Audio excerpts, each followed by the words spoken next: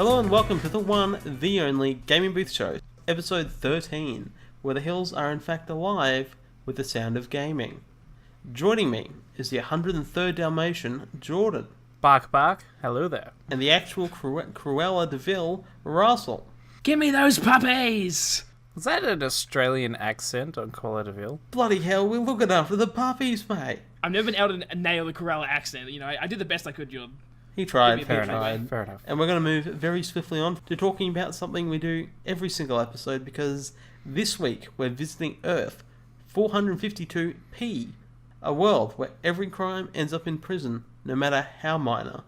So in order to manage a major spike in prisoner numbers, after superhero vigilante justice becomes a reality, VR headsets are put on prisoners, and the way they hopefully don't try and break out as much. So I need you to present a game that will solve the prison and clearly the warden's problems. Alright, well, for something where you're trying to keep someone in like a constant mental state, it's easiest to go the dream route.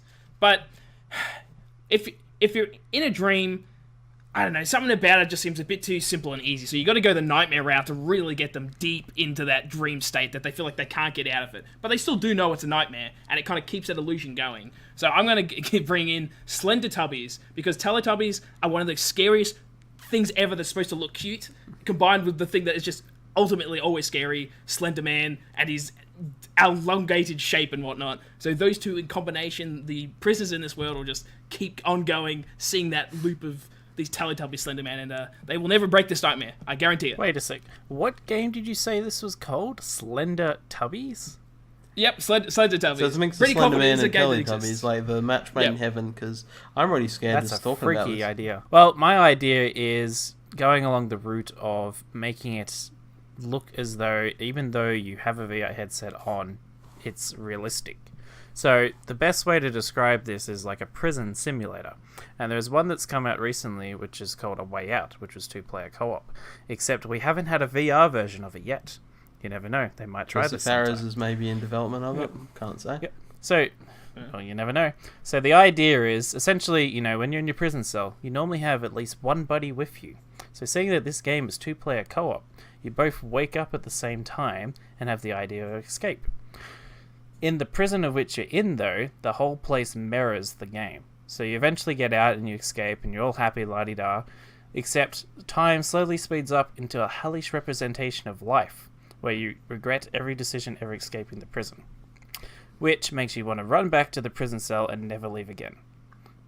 Well, shit, that would actually probably work, because it's like, make prison seem like the best place there is. And the warden has heard both of your topics, and Russell, in the sheer insanity, they start clawing at their heads, like really brutally, just to get this thing off their heads. They can't deal with the Slender Tubbies. It's too much for them, and they accidentally rip off the headset and rampage through the jail. It turns into a big bloodbath, which I'm sure maybe death is better than dealing with the Slender Tubbies, but I don't know. But yeah, Jordan, I don't think I want to know them. John, the warden, he's a bit like you. He's a psychopath, and implements this idea immediately, and it works really well. So, great success is helping imprison people forever. They'll never know they're in here. They'll never get to go home. So, we'll move on swiftly from this tragic world and go talk about the news. So, occasionally we get a big game leak. Sometimes real, occasionally fake, but this is definitely a real one because it looks pretty well in development, and we're going to explore the tale of Harry Potter and the leaked open world RPG. So, I've seen this leaked footage. I don't think anyone else here has. I was able to watch it before it got brought down by Warner Brothers. I haven't seen it, so any description you have is new to me. So, we've got a list of features and things we saw in it. For me, it's looking good. It's clearly a third-person open-world action RPG, which is an interesting thing that Harry Potter hasn't truly done open world, because there hasn't been a Harry Potter game in a while. But Russell, what do you think Harry Potter could do differently in an open world setting? I guess the Harry Potter angle is got the school is like the crux of it. Now, yeah. If this takes during the movies or like set in a different time or whatnot, Hogwarts is likely going to be the crux of this world because it's so relatable and knowledgeable. Yeah, so it's set in the 1800s. Yeah, okay, so with that time period considered, it's Hogwarts still, right? It's not like It's an older Hogwarts. version or something. Hogwarts has existed for a very long time. It's existed for a long time, exactly. So Hogwarts, that in itself has an interesting grab because open world so often it's about traveling around the city. Like I'm thinking of like Spider-Man and stuff recently, where it's so much like traversing so much landscape.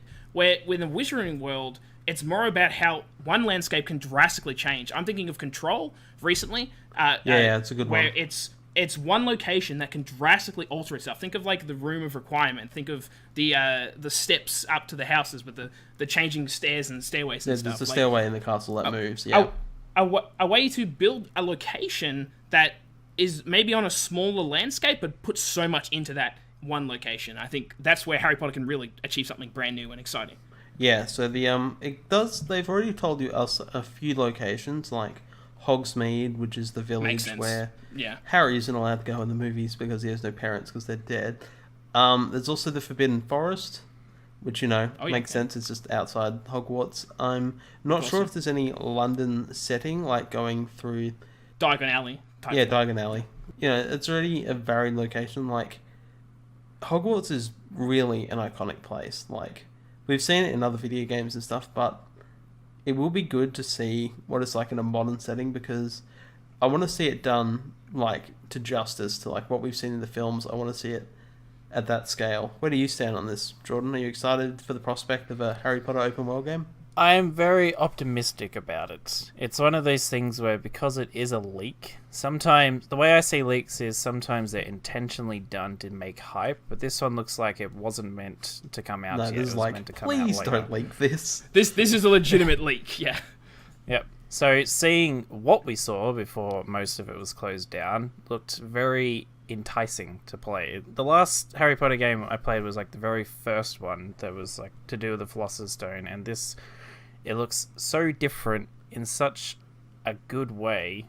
So what were they showing? Like, what exactly did they show with this footage? So they showed your character moving through a whole bunch of locations, a bunch of dark areas, bits of the castle. They showed bits of Hogsmeade and stuff. They gave you a pretty good idea of the overall, like, the grasp this game's going for, like, what it's going to involve and where. The combat, they showed off a bit of it, didn't really show you enough that you could really analyze a lot out of it because the footage was really shit because clearly it's built to be released some other time. It's like off the cam type stuff. Like it's just the camera. It's just like, it's really bad footage, but it does present an idea of what this game looks like, heavily involving spellcasting. Like, it looks like the modern vision that Harry Potter should be in this kind of age if it wants to go for an open world game. So to kind of talk more about what the features are, you obviously, since this is a modern world Harry Potter, you create your own witch or wizard because Harry Potter doesn't exist yet. There's no iconic wizard, so you get to create basically the wizard of your dreams as long as they're a fifth year student at Hogwarts.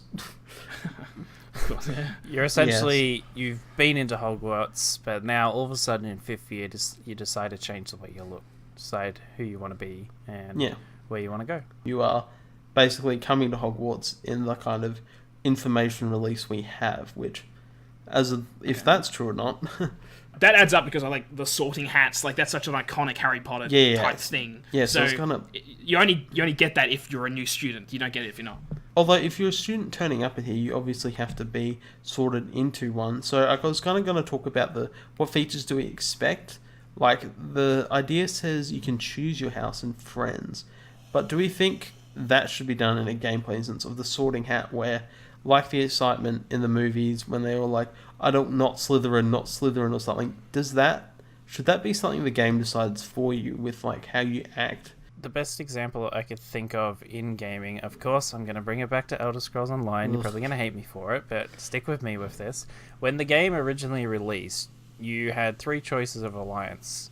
You could not play with anyone else outside of that alliance. If they did the same thing with where if you chose Slytherin or you chose Gryffindor, you can only play with them. I feel as though it might be cool in some aspects if it's like you're competing against each other, like you get points to win the year or the season or something like that. When I think of the sorting hat concept, I think it would misrepresent what that stands for if they just went, you can pick Slytherin, you can pick Gryffindor, and that's it. You're stuck with it. I think some people want to do that, but I'd much prefer if they go, I'm thinking like Mass Effect, Witcher, one of those choice-based games where, I'm thinking even Witcher 3, where it's like the shave scene where you're getting shaved before you see the king, and you make all these dialogue choices that basically define your past stories if you don't have a save profile.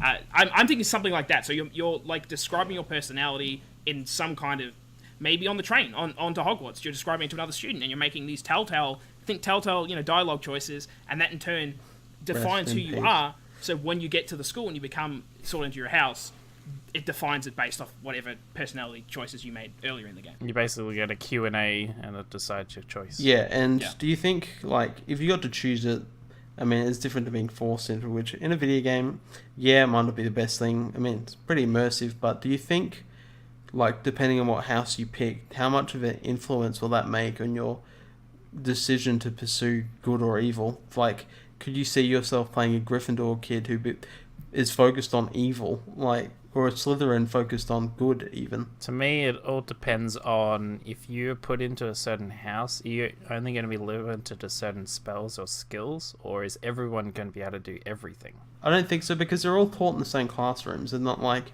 go to Slytherin class, you weirdo, or go to Gryffindor, you're the good kids. Like, they're all taught the same way. I suspect it might be more along the lines of who you're allied with. So it's like, if you're in this house, these are the characters you can interact with. Think of like an MMO, like, if you pick the orcs, this is who you interact with. If you pick the humans, this is who you interact with. I'm thinking of more that concept, but I doubt they'll lock you out of... If this has a good morality system, good or bad, I doubt they would block that out, because like if you're Slytherin, you have to be a bad guy Gryffindor. And in fact, I would much prefer to be Gryffindor and become a bad guy just so that happened in the Harry Potter universe. I just think it'd be a cool thing to do. Yeah, because I guess the books and the movies do cover that. It's just like the fact that you are in this house doesn't define whether you're good or evil. Gryffindor people can be evil. Slytherin people can be good, which we've seen in the movies and the books. Because spoiler alert, Snape, good guy. Draco kinda, I guess, by the end. Makes it. Yeah, he doesn't. Somewhat he doesn't stay redeems evil. himself, but still not. Yeah, so it looks like I would believe there's a morality system that would determine that stuff, like whether you make a good act or not. My biggest question are the point system in it, because you know how at the end of the year they pick out the points as like Harry Potter did this, 50 points to Gryffindor. Do we think we'll see that as like a thing that gets carried through the game? I feel as though it would work best in a multiplayer aspect instead of a single player, because you're playing against other people, and each season, or you could say a year or a term or whatever it is, you can change it. It's like they won this season, so they get something special, or It certainly could be like a nifty little addition, but it's an absolutely where it's like, if you want the Harry Potter experience, it's all these things are tied together in a big way, and I think the point system is key. Even as would be movies drop Quidditch. it. Like, Quidditch I is guess key. that's true, because they had to. I mean, there's too in much the plot. books, they still did it in the second book, Exactly. but it's sort of like left it after that. And they're like, no one really cares. It's just like Harry Potter did this. There's a million points. Gryffindor wins. Or like Dumbledore comes with something like, oh crap, Slytherin are winning. We better quickly rig this last this. minute like rig point system. Yeah, It's like, there you go, Neville. It's like, god damn, Gryffindor rigging the system. But These guys found their way into this secret room and did all these crazy things. Have some points. do we see this game having any sort of like Destiny-like situation? You know how in Destiny you've got the tower? Do we think Hogwarts might actually act as like the tower, so you see other students? Like a social space? Yeah, would you think that would help make this game set itself in the Harry Potter universe? Because previously there's just a bunch of like random kids, like maybe 3 in one room at max. Like, it never really felt like a school. Do we think that would help it sell the fact it's a school? And then you wonder if they'll have like Quidditch multiplayer and all kinds of things. It kind of lets you go kind of run wild with that. The big question is it going to be single player or is it going to be multiplayer? Because if it's single player, you can just have a whole bunch of NPCs. But there are If it's single player games that do multiplayer- incorporate a Destiny-like thing. Well, not single player, but Dragon Ball Fighters, for one, has a hub where other people are. Yeah. I think they're becoming... And Dragon Ball Xenoverse is another one. That is a hub for people. I don't think that can be locked into single player or multiplayer. You know what they're going to do? If they're going to have Quidditch matches, then they're going to have Battle Royale matches as well. Get the whole perspective. Send the kids out into the dark forest and the survivor gets to go to school. I mean, it seems like that happens half the time anyway. It's like, send them out there, Hagrid will look after them or whatever. I mean, Hagrid wouldn't exist. I mean, that's the weird thing about this whole game. It's like, you tell me it's set in the past, it's Hogwarts, that's the tie to everything, but you've lost everything in a story sense. Like, except for you've got the world, but you haven't got the characters. No Harry Potter, no Dumbledore, no around Snape, the time no Voldemort. As the Fantastic Beasts, though. Yeah, true. This is set like 100 years before that. This So is this set is even set further back. before I that. think, yeah, they're doing this so they can create this video game version. So you think like Spider-Man, the game, was not really influenced by the movies. I think they might be going for that kind of situation. Warner Brothers has IPs, and Harry Potter is probably the biggest IP they have that they're not doing in a game sense. Yeah, anymore. they're not doing So it makes anything sense that they're making something. And that's... Is it online? We don't know, but it's certainly... Hogwarts is the focus, which makes sense, because that's what you're going to hook people in with. That's kind of the problem with the Fantastic Beasts, is that the first movie didn't have Hogwarts, and now the sequel's got Hogwarts seemingly in spades, so... I think the one thing, like a major selling point of this game, is Hogwarts. Like, to walk around in a realistic, detailed Hogwarts is enough for some people to go like, yeah, I want this. This is what I want. I want to be able to experience this world, which I think lack of characters, this will introduce its own characters that'll try to go for like, oh, I love this version of Hogwarts as well. I think that is a better bet than going like, okay, so you're a student at Hogwarts and Harry Potter goes here. Like, you're going to have nothing interesting happen to you, really, because all of it has to be saved for him. You're the unimportant child. When it comes to Hogwarts, let's just hope there's a lot of like hidden doors and stuff, like what Dark Souls does, unless you can't come here yet until you buy the DLC. Yeah, this door is locked from this side. It's locked away till second year. It's the Chamber of Secrets. And let's hope they do not do what they did to that mobile game, which was my understanding of... A lot of people picked it up because, oh, it's Harry Potter. I love this movies, I love the books, whatever it may be. I love this universe. Pick it up and then find out there's egregious microtransactions in that game. And I'm pretty sure that was Warner Brothers too, so let's hope whatever this Harry Potter game is isn't that kind of level of microtransactions. Yeah, I mean, you compare this to their AAA games made by you think about Monolith and them making Shadow of War. Shadow War, you know. You're right. I think they've learnt, though. They removed them from the whole game. I think, in terms of a company that learns, they learnt. And, yeah, I think we don't actually know who's developing it, but we have a couple ideas of who will be developing it. I think, straight up, Eurogamer have said it's not Rocksteady, so you can keep that Rocksteady, like, what the hell are they making going? Because, it's not this. I mean, if this is Rocksteady... Not only is it a surprise move, but my interest in it like went up 1 billion. Like, I'm like, oh my god, they're doing a Harry Potter game? But no, so not Rocksteady, at least that's what Eurogamer thinks. That's what Eurogamer has sources apparently saying. It's not... That could be Eurogamer just going like, yeah, we'll say this. But I think for the most part, they've been wrong a few times with like leaks and stuff, but I don't see Rocksteady working on this. Whatever they're working on, it's clearly years in development, and right when it gets announced, when we see it, it'll be quite short. So problem is when it's a leak, it's hard to tell what's real and what's not. Yeah, this is pretty real, Jordan. It looks way too fast. No, I mean as in like by saying who has developed it. Yeah, well, they don't know who. Well, Warner Brothers only has so many teams. Like, it's basically Monolith, Rocksteady, or Warner Brothers Montreal. It's got to be one of those. Avalanche, true, yeah. So, talking about Avalanche, in my opinion, it looks too far in development to be Avalanche, who just picked up in 2017. But I agree. Last year, Avalanche put out an advert for a writer with a deep understanding of British culture to work on an RPG with branching storytelling. I think Hogwarts is set in the UK, which it certainly reads like it could be Harry Potter. Like that adds together, especially what I'm thinking right now in terms of how this game plays out. Branching narrative stories, think Witcher, that kind of level. Like that sounds kind of plausible to me. Avalanche might be making it. Do you think it's a bit too soon though? Because they've only been acquired in 2017. They were acquired the middle of the year in 2017 after Disney Infinity got shut down.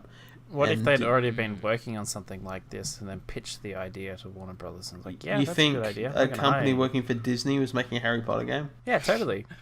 I'm thinking, is it plausible that it's similar to like the Rage 2, where it's like almost two studios? So let's say Warner Brothers Montreal was working on it, and then when they got Avalanche, they decided to hand it over to Avalanche to complete it, and Warner Brothers Montreal has moved on to something else. Or is it just Warner Brothers Montreal to begin with?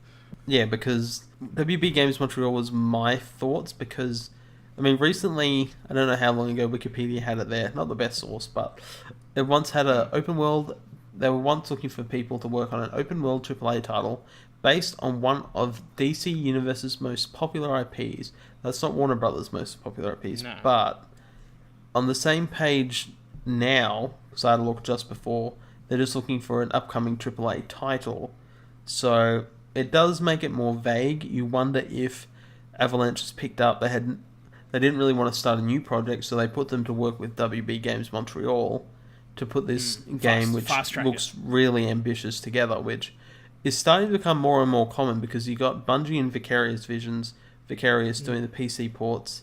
You've got all these other companies like Toys for Bob helped on Destiny as well. So, this is becoming more and more common that other developers are in fact helping the development of something much bigger. And I think they would not ever consider making Harry Potter a half-ass game. I think this will try and be the next big game, and probably the biggest game for Harry Potter in a long time. I mean, they want it to be up there with the Shadows of War and the Batman games. Like, they want that to be another pillar. I don't think on a fundamental mechanic it could play like those games. Maybe in a world building aspect, but gameplay, I mean, it's range based almost entirely. Wizardry. Yeah, definitely. The big thing about it is how do you control all these spells and curses and stuff that you're doing?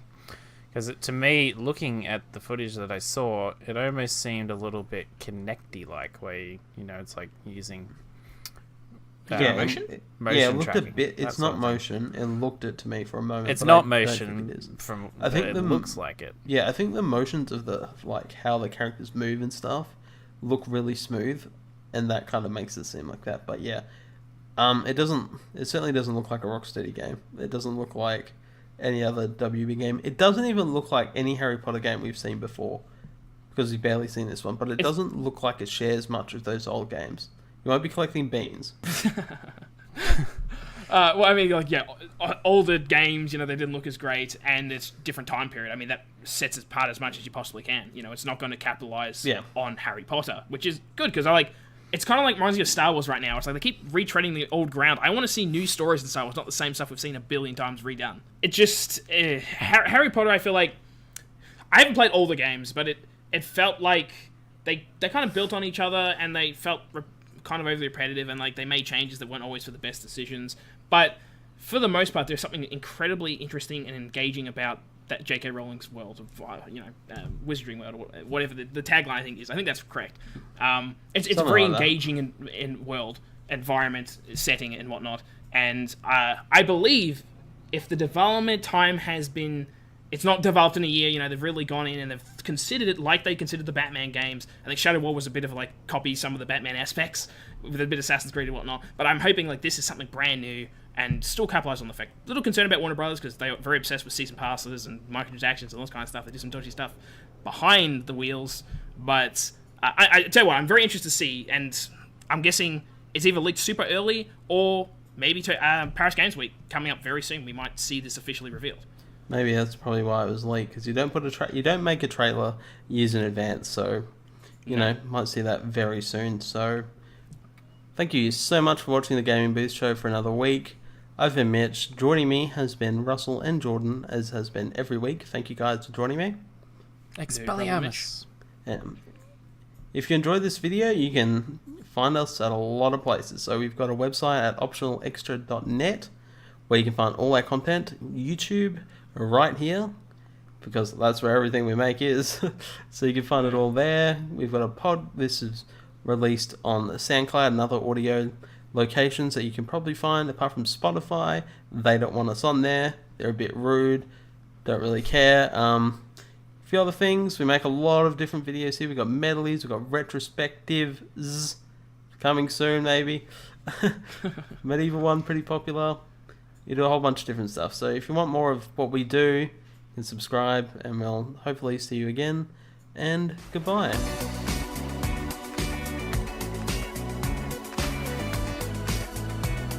Expecto Patronum! Expelliarmus!